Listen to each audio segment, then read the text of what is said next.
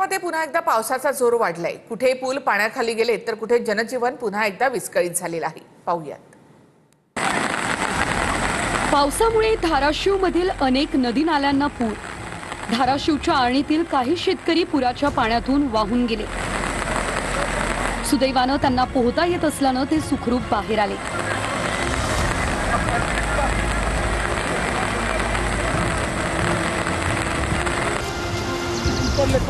धाराशिवच्या भूमपरंडा वाशी भागात मध्यरात्रीपासून जोरदार पाऊस पडतोय। अनेक शेतकऱ्यांच्या शेतात पाणी साचलंय। भूम तालुक्यातील ज्योतिबाची वाडी या ठिकाणी अनेक शेतकऱ्यांच्या शेतांना तळ्याचं स्वरूप प्राप्त झालंय।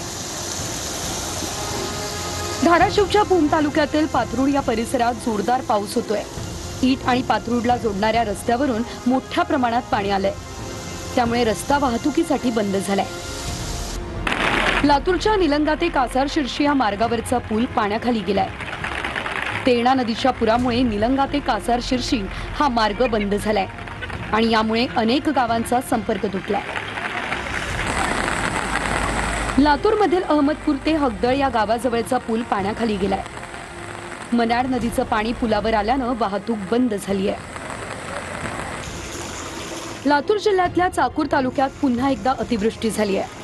संततधार पावसामुळे वडवळ गावात जनजीवन विस्कळीत झालंय। अनेक घरांमध्ये पाणी शिरल्यानं नुकसान झालंय। वडवळ गावाशेजारील ओढ्याचं पाणी गावात घुसल्यानं ही परिस्थिती ओढावली आहे।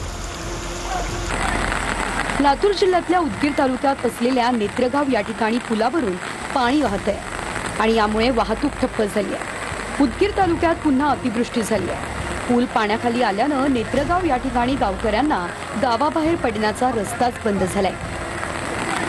बीड शहरातून जाणाऱ्या बिंदुसरा नदीला पूर आलाय।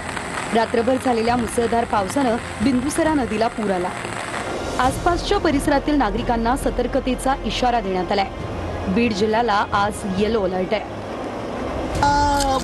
नांदेड जिल्ह्यातील नदी नाल्यांना पूर आलाय। नांदेडच्या लोहा तालुक्यातील लोंढे सावंगी या गावात पिकांचं मोठं नुकसान झालंय। संपूर्ण कापूस सोयाबीन पीक पाण्याखाली गेलंय। हिंगोलीच्या कळमनुरी तालुक्यात कोंढूर डिग्रस शिवारातील मुसळधार पावसानं रस्ता खचलाय। रस्त्याचा काही भाग